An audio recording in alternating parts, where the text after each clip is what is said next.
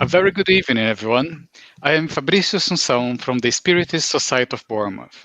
Welcome to tonight's talk, brought to you by the Spiritist Society of Bournemouth and Poole Christian Spiritualist Church. This talk is one of our fortnightly talks based on the psychological series of writing by the Spirit Joanna de Angelis. Joangela Spirit is the guide to our most famous living Spiritist medium, Divaldo Franco, and is the source of a large number of important Spiritist books published in many languages across the world. It's my great pleasure to give a warm welcome to our guest speakers, Daniel Santos. Daniel lives in Maryland, in the United States, where he leads the Spiritist Society of Baltimore. His talk tonight is on the subject of moral charity. Thank you very much for being with us tonight, Daniel. We look forward very much to your talk. Thank you, Fabrício. Thank you, our friends from UK. It's a pleasure to be here in this psychological series from talks by Joanna de Angeli. I confess that when Fabrício has invited me to share, these teachings of the benefactor Joanna de Angeli, I was a little bit like, okay, what should I talk to? I know that Joanna de Angeli, this high-level spirit that has been helped us a lot in the Spiritist movement and also through the publications of books that give a different approach in the Spiritist literature. And we in the Spiritist movement, we used to call her the psychological spirit, isn't it? Because she go a little bit deep in the mind, in ourselves as a immortal spirit. So the topic of our discussion tonight, Fabrício, should I go on? I'm sorry. Just before I hand it over to you, Daniel, I'm gonna go to Lawrence Saville. Okay, I'm sorry. Yeah, that's yes, all right. Yes. So, Lawrence, could you do the opening prayer for us, please? I can indeed. Don't worry, Daniel. Absolutely fine. Okay. So if we could all just still our minds just for this time, leaving to one side all our cares, concerns, and hone in on that divinity that resides within each and every living thing. And as we join together in giving thanks for all that we have, let us not be blind to those dear ones who walk this life with us, to our animal friends, to the beauty and splendor and majesty of this world that has been created for us. And as we harmonize our vibrations together this night, to explore more our spirituality and to hear the words given to us from beyond that which we call death, but that which we know is a transition, a change, the caterpillar emerging into the butterfly. So let us all join together this night and listen and take what we can from this evening. Amen. Amen. Thank you very much, Lawrence. Now it's my great pleasure to hand it over to Daniel Santos for his talk on the subject of moral charity. Over to you, Daniel. Okay, thank you. Thank you. First of all, thank our friend from UK. It's a pleasure to be here and to share these beautiful teachings that our benefactor, Joanna de Angeli, has brought to us through many books, especially through the psychological series that was psychographed by the Brazilian Spiritist medium, Divaldo Franco. So as I mentioned in my introduction, so we discuss a little bit about charity.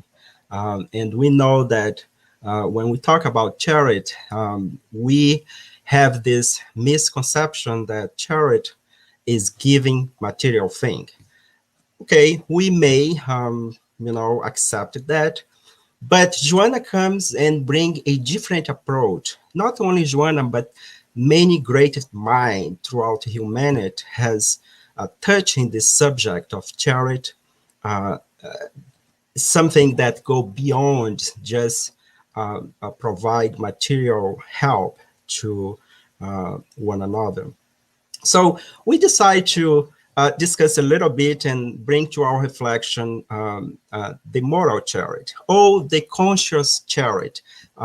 We try to put the word charity in the right place.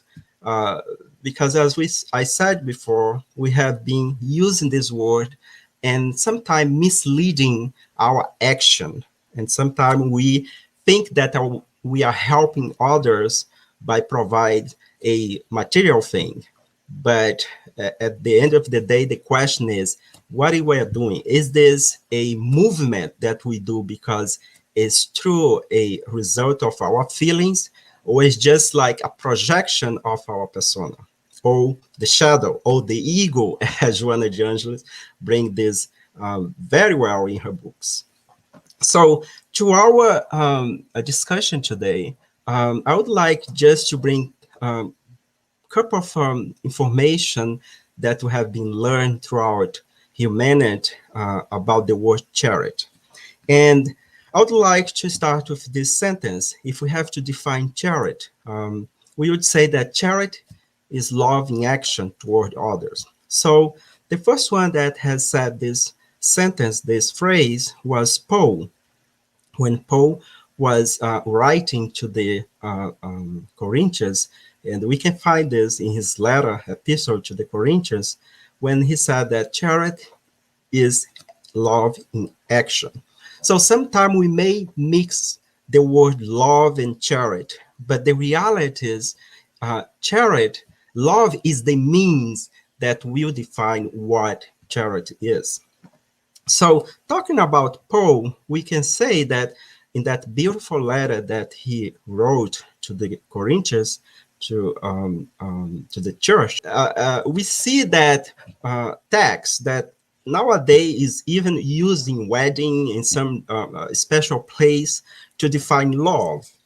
But we may argue here because that text somehow is due to translations. We depends of the version of the Bible. We get these texts. Some of those mention love, other mention charity. I believe that Poole wanted to really focus on charity, and so at some point in the text, he mentioned, "And though I bestowed all my goods to feed the poor, and though I give my body to be burned, but have not charity, its profit me nothing.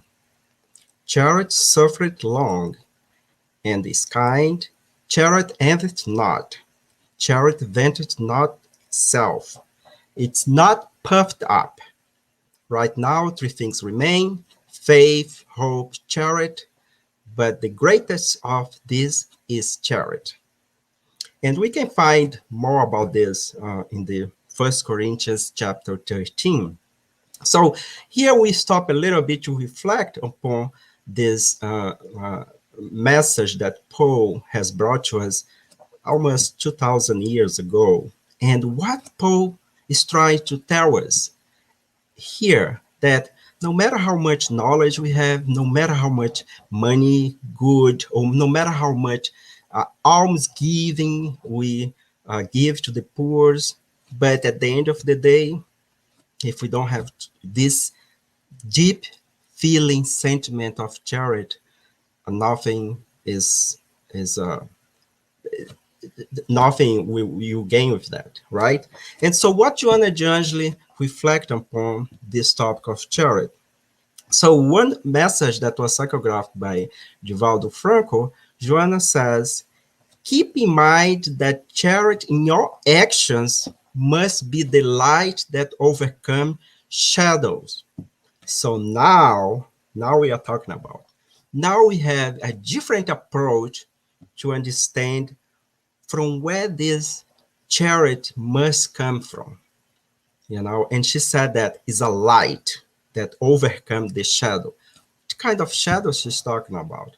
Of course, we don't have time here to go to all the psychological terminology and the study that Carl Gustav Jung has brought to us and Joanna de Angelis has adopted as a foundation for her stirred and to bring to us a new way to see life in general, the new way to see ourselves as an immortal spirit. So this shadow is pretty much that everything that is in our unconscious that we have no is not aware of, but that drive us. The same way that our ego as well. We are not saying that those components of our psychic is bad. We are saying that what are we projecting to our society? What are we giving, what we are calling as charity action? So this is a personal question that each one of us need to answer to our conscience. So, but let's keep in mind and let us move on in our analysis here about charity according to Joanna de Angelis.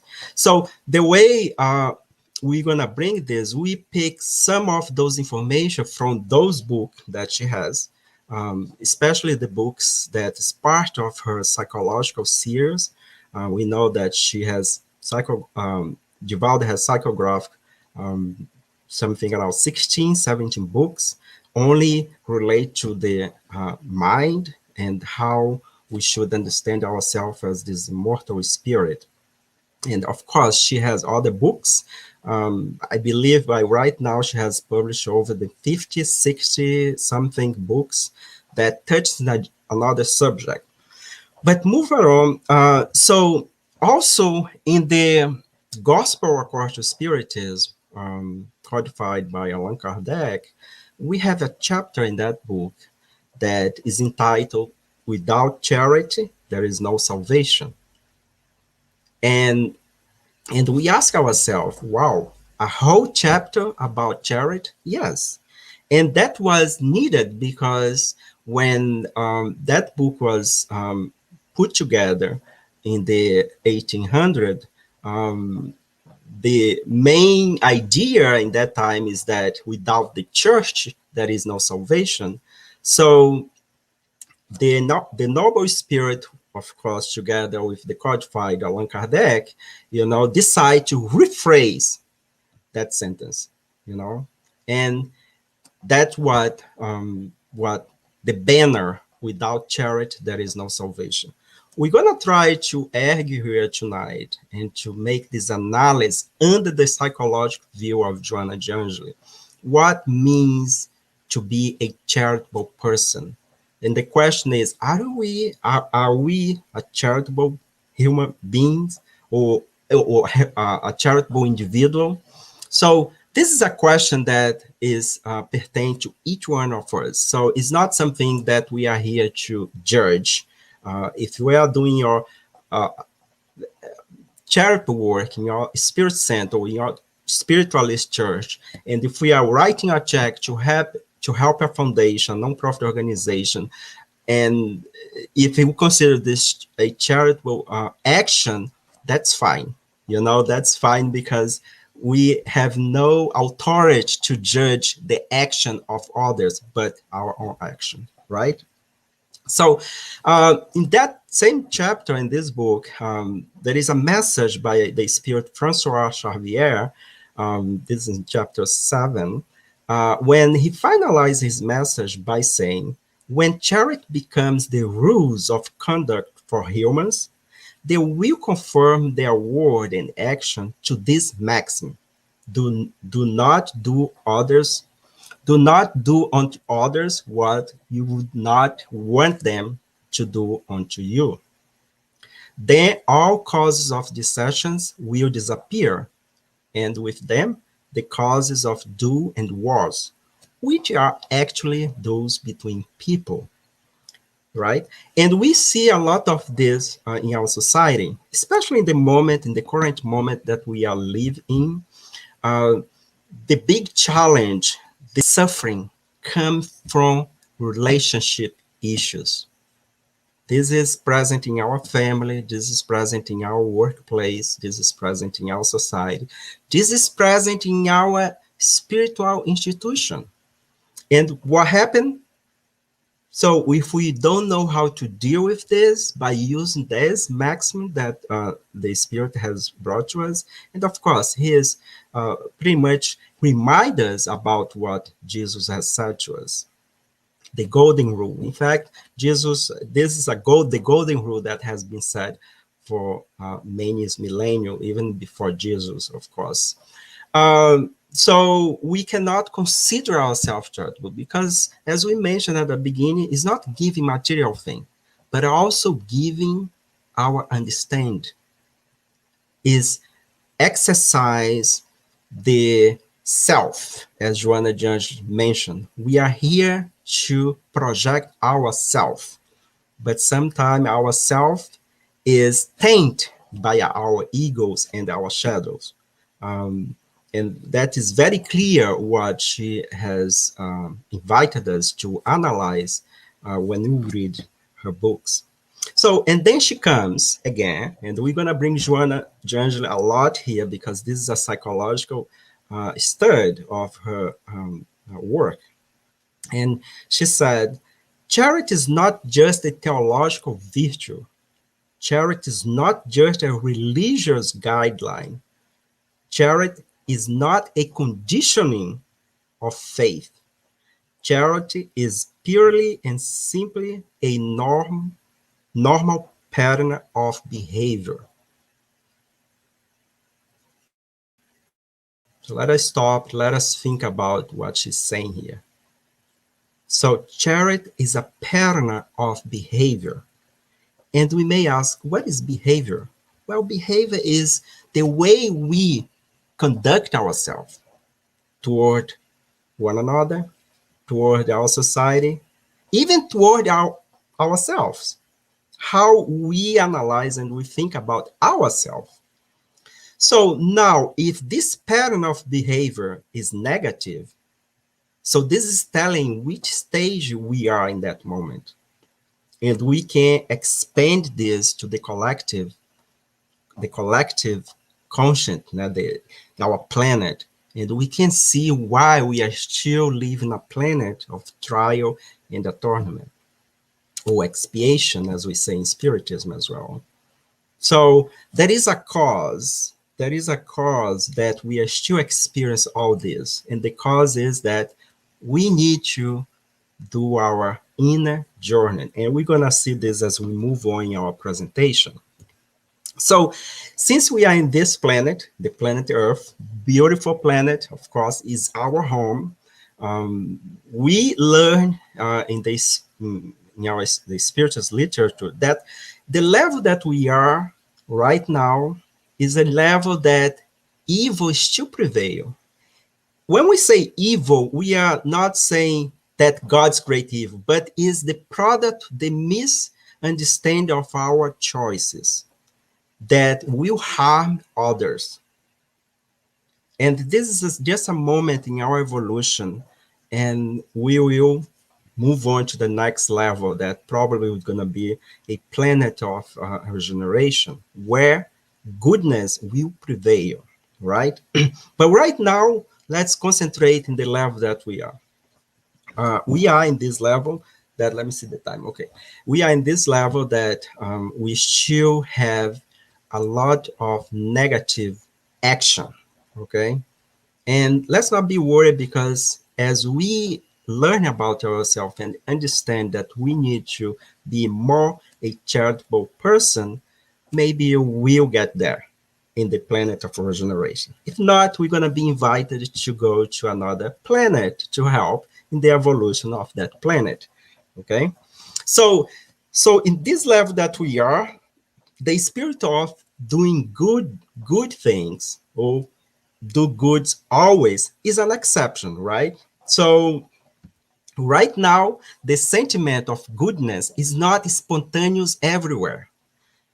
We just need to sit down for like 1 hour in front of our TVs and turn on our local news, and we see that majority of the news is not good news, in the sense that, you know, people are helping one another, are respecting one another. We see more conflict and problems and suffering than goodness out there. Then the reason for that is that, we are still in this process of learning about ourselves.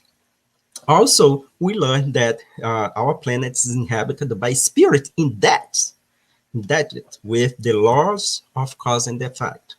Daniel, I don't believe it. That's okay. That's fine. You believe what you believe.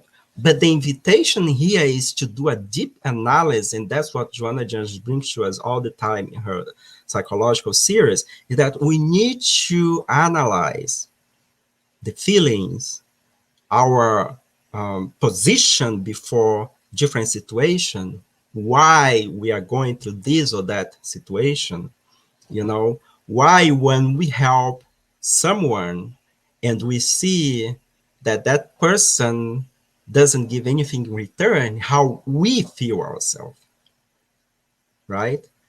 And also, we not have time to go to all the complexity of the human beings, but the reason is that for every effect there is a cause, and we learn in Spiritism that for every intelligent effect there is an intelligent cause.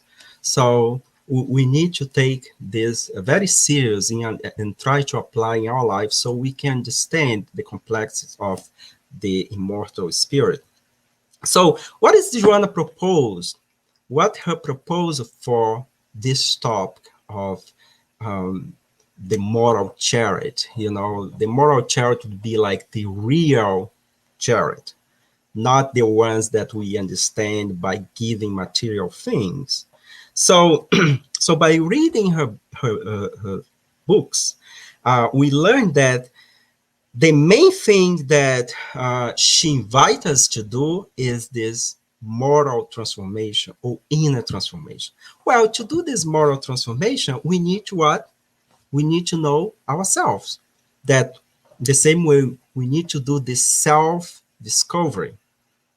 We need to dive inside of our psychic, our thought, our behavior, our emotion, and try to know why I'm behaving this way, why I'm going to this way, why I'm doing this. Is this a product of my persona? Is this the product of my ego? On Sunday, I'm gonna help the poor, or I'm going to a nursery home. So why are you doing that? You are doing this because you are a charitable person, or because we are trying to cover up some kind of, I would say, not guilt, I don't want to say guilt, but something that bothers you and you don't know. Is this movement, this action that we are doing, really a moral charity as understood by the great mind of our humanity? Let's see it.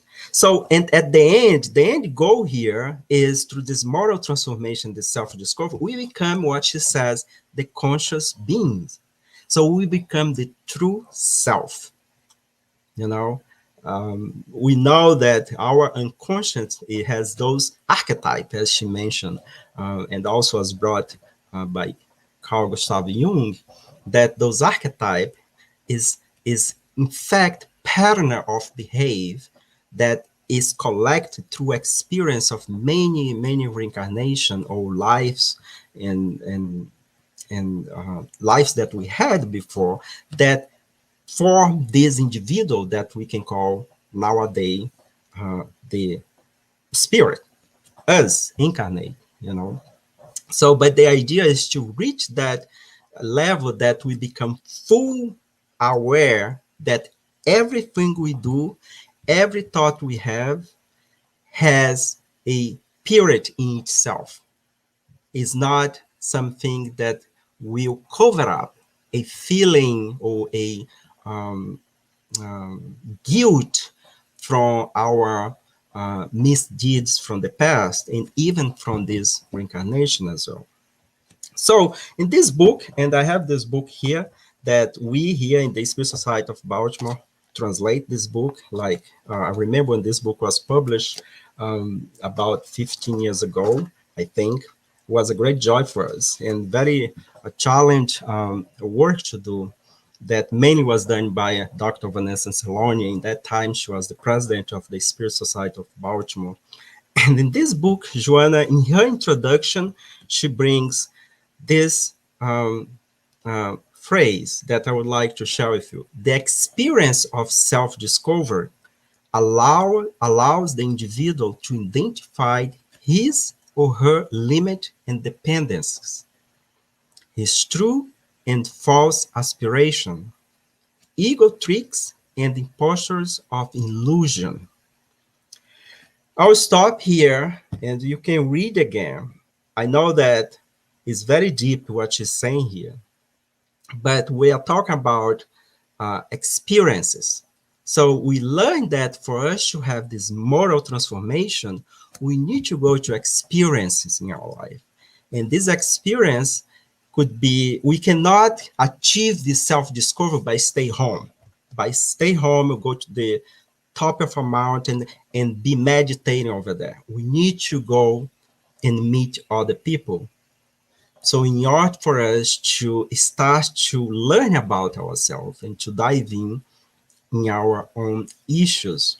So, and we need to make sure that we know very well, what is come from our true self, where is the work of the ego or the shadow. And for this, we need to have experience, right?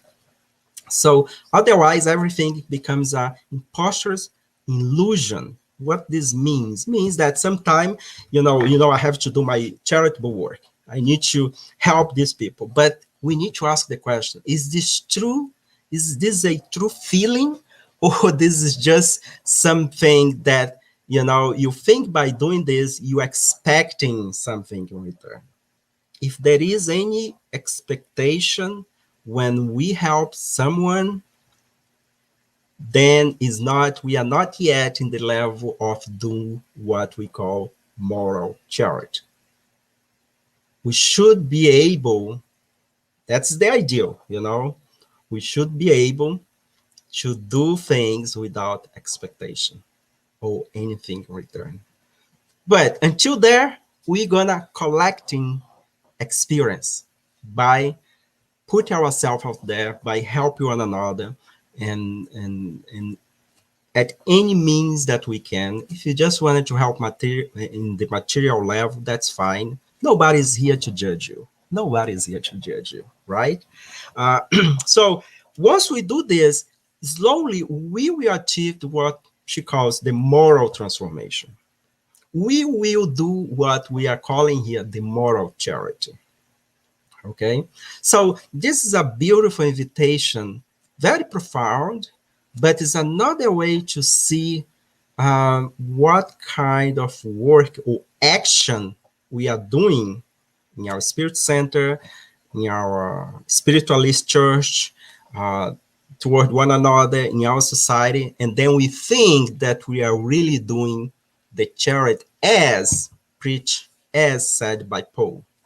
And Joanna helped us very well to understand what he's trying to say when you read that in the beginning of our presentation. And also, we will understand how, why, we learn, we have that banner, without charity, there is no salvation. Which kind of salvation Allan Kardec was talking about? Salvation from whom? From ourselves. Salvation from the domination of our shadows. That is what we are right now, right? Is that archetypes that is still buried in our unconscious that project our behavior, and sometimes we even don't know why we have those kind of behavior. So it's very important for us to analyze this teaching that she is bringing to us. So I would like just to change a little bit here and talk about the awakening of our consciousness. And we may ask, Daniel, what this having to do with charity? Well, the topic of discuss is the moral charity. So in order to understand what this moral or consciousness charity means, we need to understand that we are not yet fully awake. When we say awake, it's not the opposite of sleeping. I mean, the physical body. We are talking about our consciousness. You know, we are talking about our dramas. We talk about our behavior. We talk about our conflicts that we still don't know why we have, and we are still trying to understand ourselves. And for us to become the true charitable person, we need to pay attention on this. So that's very important. Joana de Angeli comes and put the bar very high.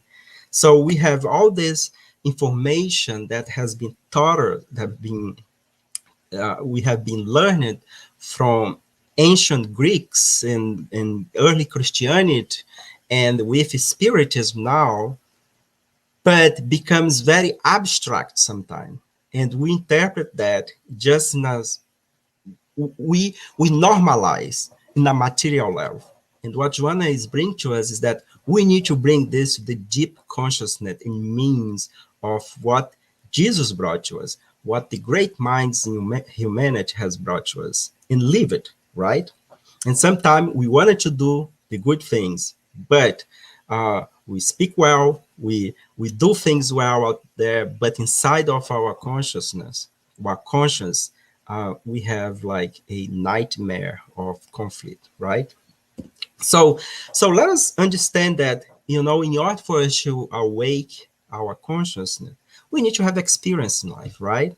And experience will provide us with the self-discovery. We have mentioned this before. We cannot dive in and learn about ourselves if we don't go and meet other people, if we don't live in society.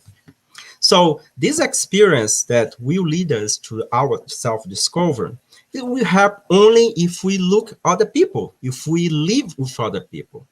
And then we learn how they deal with life, how,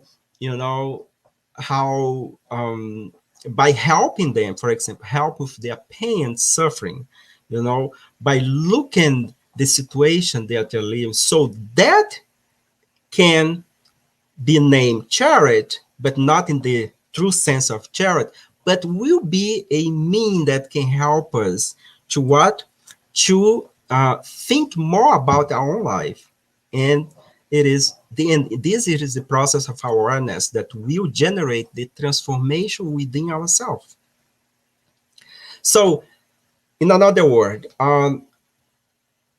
by going toward others, by acting in the area to help others, by being a charitable person, not the true charity, because we are exercise this action to help one another. Sometimes our help has a second agenda, or we are expecting something.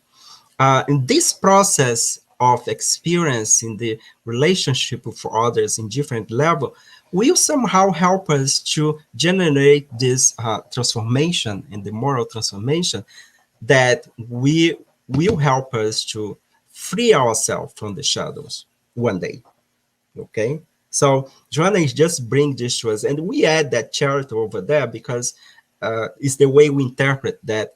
If we pay attention, it's the mechanism where we can take, took in consideration for us to one day call ourselves a charitable person in the true meaning of this moral charity that we are discussing here. So in this book, I don't believe this book is in English. I don't think so. It's called Momento de Consciência, psychographed by Divaldo Franco, of course, and Joana de Angeli. Probably, if they translate, would be moments of awareness or conscious moment. I don't know. So there is a passage that I think is very important for us to understand what this awareness means. And she says, this awareness is not of the intellectual nature or nor activity of the brain mechanism. It is the driving force that comes from within. It is conquered from the evolutionary experiences to externalize in the form of actions. And we wanted to make a bridge here. externalize in the form of action is the same thing to externalize in our charitable approach to others. Okay? We can interpret like this way. Of course, we can use in any form of action we have. But at the end of the day, is the relationship that we have with one another. Could be in the material level, could be in the mental level. But she's telling here, that's not product of our physical brain. It's not a mechanism of the brain. It's not. She's invited us to dive in. This is the driving force. Well, this driving force is conquered through many experiences we have in this life, but also from previous lifetime. We have discussed it before. In the level that we are in the planet of the planet Earth, it is a planet of trial and expiation.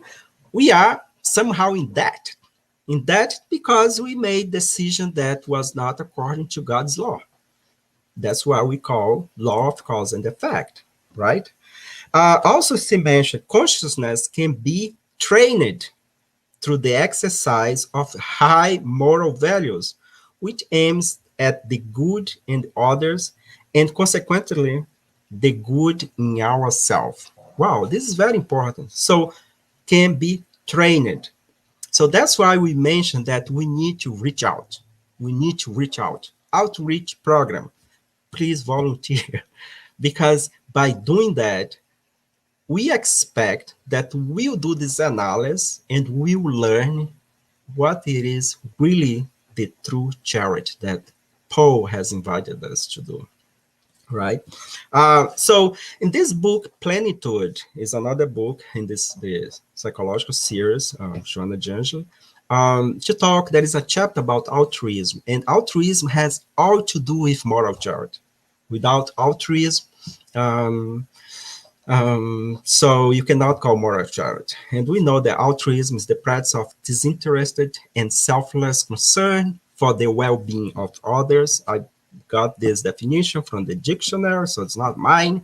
So she said in the first couple paragraphs of the chapter 6 of this book, she says, altruism is a living lesson in charity, a high expression of a noble love that opens the door to action. Without it would be pointless. So here is another information. The moral charity, the true charity, cannot happen without altruism, because this altruism is the living lesson in charity. So, and we mentioned that before that, if we are doing something and expecting something in return or some kind of reward, I think we are missing the point. We are missing the point. So that was her invitation, to do things with this altruistic behavior. Altruism is the very love taught by Jesus himself, the kind that practices selfless to focus on the welfare of others, forgetting all wrongs in order to expand by means of aspirations relate to progress, order, and happiness. The antithesis of selfishness is heal the wound of the soul caused by it and foster comprehensive health.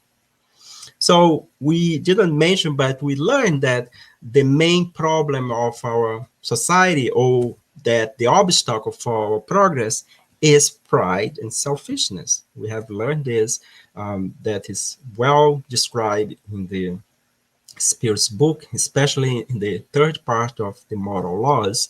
Kardec asked about what is the main problem that stop progress to happen, and the Spirit answered pride and selfishness, right?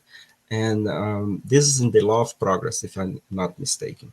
So Joanna is saying here that the antithesis of that the altruism is the antithesis of that, and will help to heal the wound of the soul.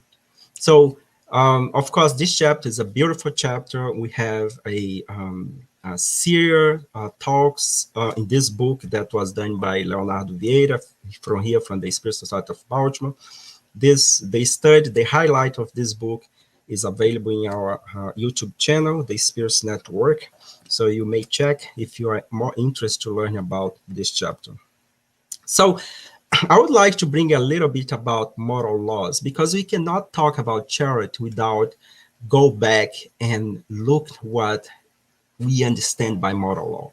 In the third part of the Spirit's book, Allan Kardec lays out, he codified all this information by didactically put the divine laws in 10 moral laws. Okay, of course, there is the natural law that he discussed as well, and then they go to the moral laws, and the last one is the law of justice, love, and charity. And so in that part, in the question in the Spirit's book 886, Allan Kardec asked the Spirit, what is the true meaning of the word charity as Jesus understood it? So now we are collecting what they understand by Jesus. And of course, Jesus didn't say that, but the enlightened spirit that has more knowledge than us, because they are a little bit advanced. So they respond or reply, benevolence toward everyone, indulgence toward the imperfection of others, and forgiveness for offenses. So if you forget this, you just need to remember this acronym BIF, B-I-F. Okay, so we use this a lot in our explanation here in our society. So we need to activate our BIF. What is this? Benevolence, indulgence, and forgiveness. So we see here that the enlightened spirit didn't answer, you need to go and help the poor. You need to go and, to nursery homes or do that. No, because that is our obligation. To help one another is an obligation. It's not a charitable thing. It's obligation. The same way that, be a parent is not, an option. It's an obligation. If you have children, it's an obligation to be the parent. But now, because of the law of the free will, not the law, the free will, so we may not do what we're supposed to do it. So, and just for us to put it in a different context, so we create a molecule here. So people sometimes they say, oh, I'm sick, I wanted to treat my disease, the disease of the physical body. But if we think about the moral disease, so we have a molecule. So this is a pill that has three a molecule over there connect with each other, each one benevolence, indulgence, and forgiveness. So use this remedy when you feel that your relationship is a little bit spoiled, okay? So, or sick. So try to utilize what Jesus has understood by charity, that is this benevolence, indulgence, and forgiveness. So also in this topic of the divine laws or moral laws, so in this book, Diretrizes para o Êxito, it's not in English, I'm sorry. I hope it's going to be, and probably if we translate something like Guidelines for Success, something like that. In the chapter 3, what Joanna de Angelis understand by benevolence, for example. And she said that, the definition that she brings in this book about benevolence is a feeling, and that was a free translation that I did. I put as a feeling, sentiment of deep love to your neighbor and of the understand for his or her action. Well, I think the highlight here is the deep love. Deep love is a sentiment of deep love towards someone. So that's the invitation. But here's the question. We only give what we have, right? If we don't have self-love, if we are not yet in the level to to accept who we are with all the imperfection, we cannot give this. We cannot give benevolence. We cannot give indulgence. We cannot forgive. So that's why Joana de Angeli, when she come and bring all this teaching, she asks us to fix ourselves first, to understand ourselves first, before we go out and help others. Of course, she always say that by going out and help others, we help us to fix ourselves. So we can do this by do a deep diving in ourselves and learn about what kind of feeling and sentiment we have towards someone or towards a situation, and try to work on that in a way to become more effective in our actions, right? So we almost finished. I hope I'm not go over the time. I just would like to bring a couple of slides before we pass the word to Fabrizio. In chapter 15 of this book, The Gospel According to Spiritism, there is a message from a spirit called Sister Rosaria that she mentioned about moral charity. And she said, moral charity consists in giving support to one another, and it is what you, us, practice the least. And she said, believe me, there is a great merit in knowing how to keep quiet and let a more ignorant person speak. This is yet another kind of charity. So we see here that the enlightened minds doesn't talk about charity in the material level. They put charity as a very high level, like moral, in the conscience,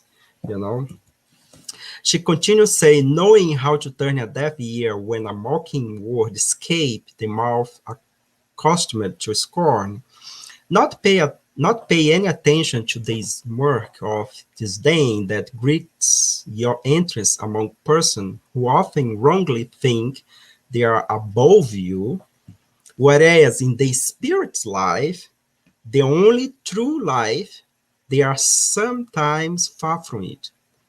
These are meritorious acts, not of humility, but of charity. So there is a difference here. It's not humility, but charity when we zip it up, when we don't revenge. Because not pay attention to someone else's wrongs portray moral charity. So again, this is another way to see this topic of moral charity and to ask ourselves, are we really doing this proposal that Joanna brings to us when we are using the word charity? So this is a question. This is a personal question that you may ask yourself. We should ask ourselves too, and working to become, a really true charitable person. So just for us, I believe that you have seen this before, but this is like a conversation between a master and his apprentice, a student, and the apprentice was very curious to know what is the secret of happiness. And the master responded, not to argue with idiots, And the apprentice said, Master, I completely disagree that this is the secret. And the master replied, yes, you're right. So this is for us to laugh a little bit. So sometimes not respond maybe is the best action. Of course, we need to analyze the situation. We need to analyze all angle to see what's the best approach we need to have. But this is for us to think about it. We know that we are living a time that disagreement is very high, is in high stake right now. Our planet is completely divided. We have problems in all sectors of our society, and it seems that be charitable with one another is lacking, right? So for our reflection, the lack of understanding will generate disagreement. And this understanding of one another of the situation is the key aspect for us to have a balanced life, right?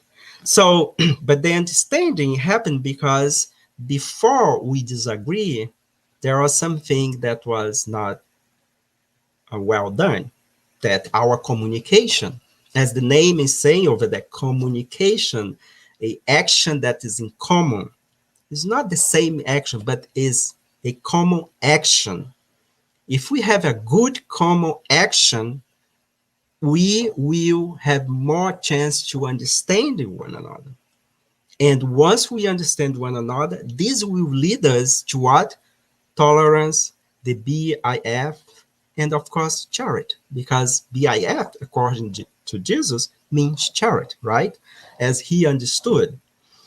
So, but what we see nowadays is that disagreement has been everywhere and has been destroyed relationship and has been caused a lot of depression in our society, in our families. And sometimes we are not stopping to do this self-discovery that Joanna brings to us, invite us to do. She doesn't bring, she invited us to do it. Okay.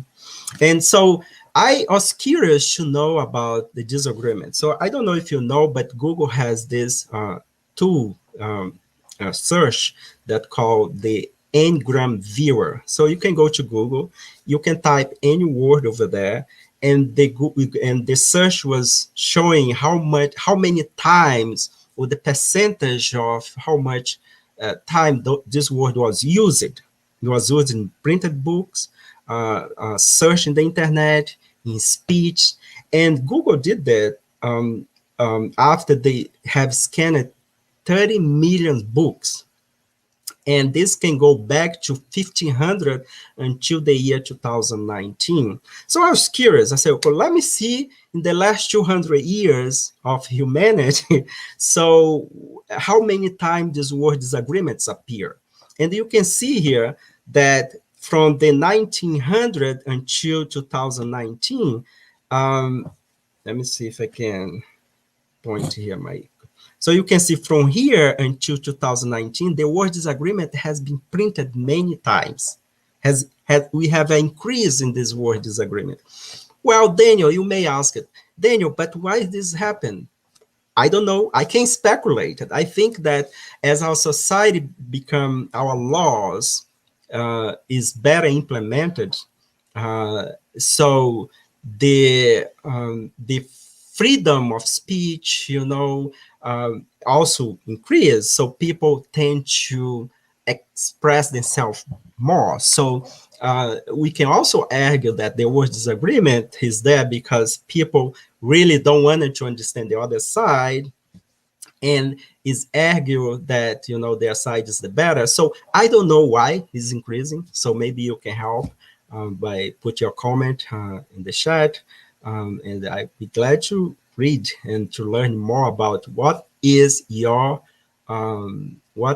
interpretation of this increase of the word disagreement in printed material, in speech, in all kind of information that has been published in the last 200 years. Okay, you can use these search tools for any word you want. You can put your name, you can put anything you want. They're gonna give to you a projection in how much that word has been used. Okay, Albert Einstein says peace cannot be kept by force. It can only be achieved by understanding. Beautiful quote. I wanted to bring this so you can reflect. And I would like to finalize with this sentence by Joanna that is printed in the book, The Conscious Beings, when she says, conscious individuals are austere, but not grooming, cheerful, but not flippant, benevolent, but not consenting to error. Conscious individuals assist and empower those in need and then go on their way without expecting anything in return. This conscious individual would be the true charitable person. And that's where we want to go. That is the invitation that Joanna de Angeli, this enlightened spirit that has helped in the codification of the book, of the codification of Spiritism, and also has brought these beautiful teachings, psychological series, through the hands of the medium, the Brazilian medium, Divaldo Pereira Franco in Brazil. So I hope I was able to bring a different perspective of this topic of charity to you. Of course, we are all here learning about, and I will stop here and call Fabricio and Larry to see if we have any question and all the information that we can share and discuss. Thank you, Daniel. Thank you very much for your reflections. It's a lot for us to be reflecting there, isn't it? Yes. When you talk about Joanna, there is no way you can say, okay, I can just read the book. No, you cannot just read the book. You have to read the book and reflect a lot of what's actually just read on the book. And it's a masterpiece, it's a textbook. So that's what we say. Absolutely. And it's interesting. One of the insights that you brought up here, and I was reflecting myself, is when you're doing charity, it's important that you understand not just the action of you doing the charity, but what is actually in your heart to do when you're doing that charity. Because if you're doing charity to cover something up, or if you're doing charity just to kind of trade with God to say, well, if I do charity, I'm going to kind of reserve myself a good place in heaven. That is like you're trading. It's like you're doing, you're actually negotiating with God, right? And that is not true charity. Exactly. But then when you're doing charity, but your heart is full of charitable feelings, that is real charity, and that is what you actually said to us all along, is what Joanna Jones defined as a moral charity. Exactly. The intention is the key, and you said right, yes. But the intention is a reflection of the level that we are as a mortal spirit, right? And all the archetypes that is still bubbling in our consciousness, But that's, thank you for the clarification. Cool. So we do have some questions that is popping up here on Facebook. I'm going to go through the questions, and then if anyone here want to ask any question, can you write it up, the question on your comments on here, and I can pick it up and read it out to Daniel. Our first one. Sorry, Lawrence? You've seen it. I thought you might have missed it. You've seen it. That's fine. I just saw it. It's actually is from our lovely Kirsten, Daniel's wife. Ooh. We didn't plan on that. Daniel, you're in trouble now. Now I'm in trouble, and I regret to have sent the link to her. No, I'm just kidding. No, it's always good. So, Kirsty say, it is so easy to get caught up in our own world and forget to be kind and moral. How can one stay focused on being morally correct? Well, it's a very good question, Kirsten. And I think that is the challenge, isn't it? Is to achieve that focus and be sure that everything we do is inside of this golden rules. And I think one of the suggestions I always give when people always come and ask, okay, so you need to behave like Jesus, what Jesus would do in this situation, is apply the golden rules. Is, okay, so if I was in that person position, how would like to be, assisted, and of course, we need to be sincere with ourselves. We are not pure spirit yet. So although this is the goal, we're gonna be fluctuating, in our life, especially in the level that we are, in this understanding of what is right and wrong. Excellent. Lawrence, I think the thing here I can look at goes really quick. I don't think I can see any other question there. Can you see any other question there? I can't see any questions, but there's some lovely comments coming up. Some comments. If you wanted to read the comment, just for us to reflect.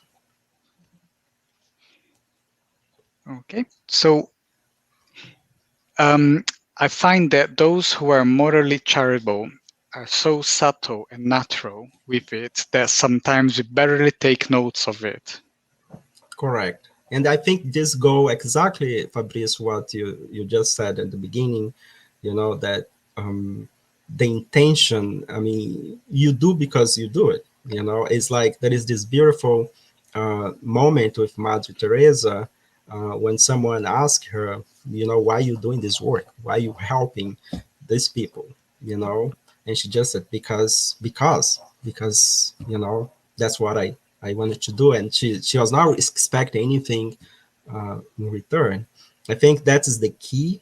I think, when we do, is what Joana de Angelis beautiful describe this charitable person in the chapter 6 of the book Plenitude, when she talk about the altruism, the altruistic person. I think if you combine that, what Jesus understand by charity is what we are discussing here, is the end goal of our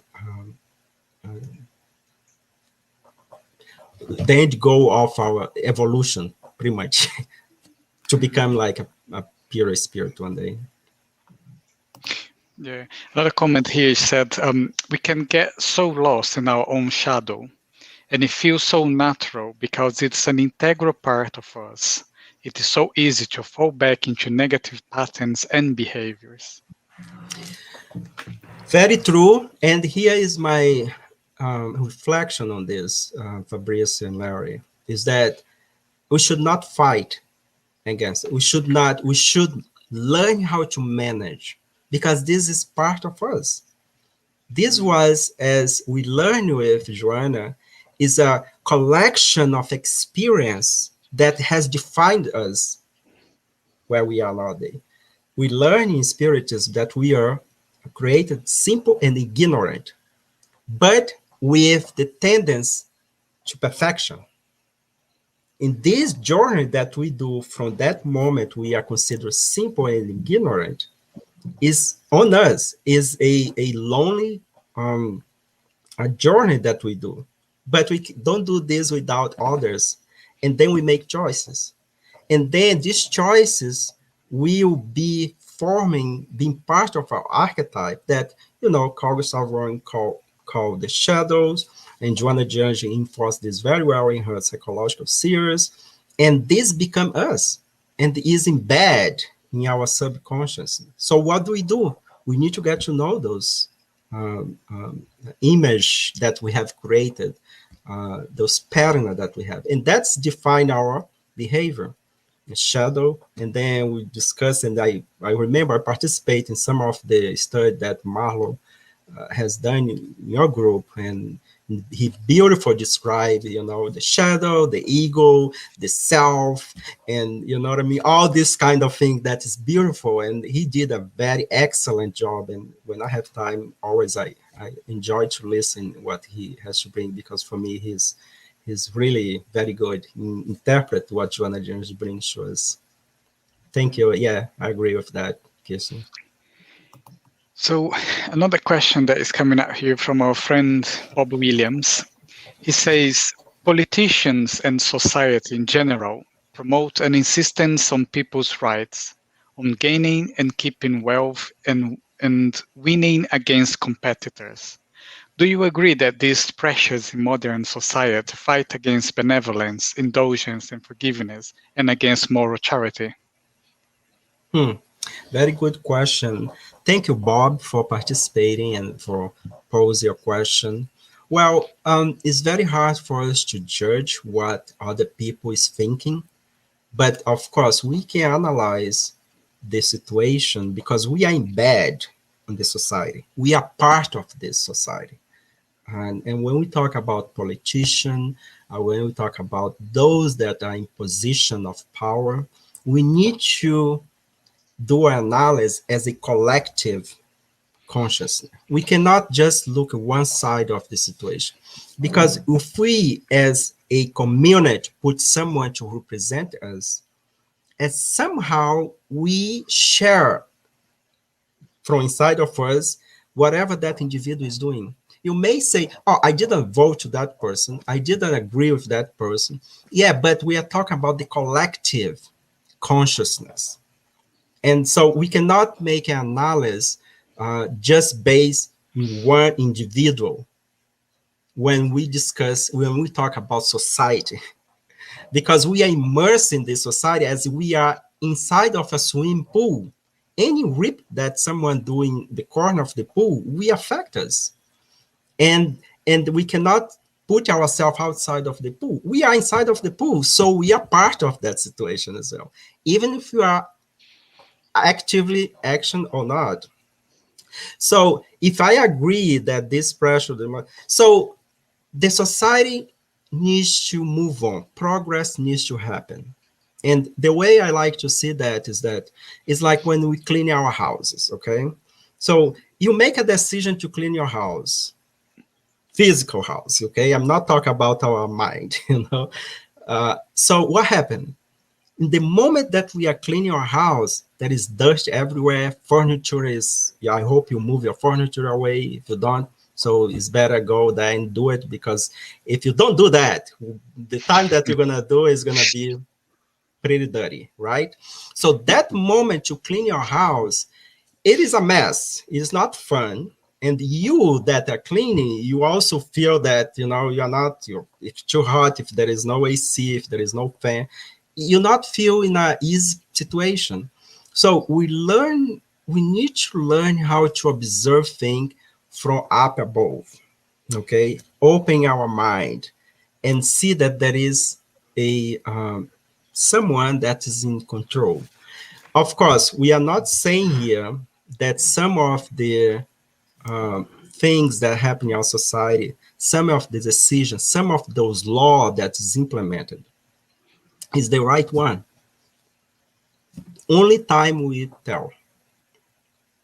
Only time. And sometimes we are invited also to exercise this another virtue, patience, and do the best that we can, so we can come back, I hope, in the planet that is not more a planet of trial and expiation, but a planet of regeneration. Thank you, Dan. So last comment here is come from our friend Flo Denise. She said, charity happens when our heart fills us with compassion. True, agree. Yes. And the challenge here is develop compassion. All this word is beautiful. And that's why Joanna de Anjos is so important in the analysis of those words. Everything is connected to the development of the sentiment, to how you express yourself. And I completely agree. Develop compassion, gratitude, right? And Joanna de Anjos has a book that she called, that it's entitled The Psychology of Gratitude, I think.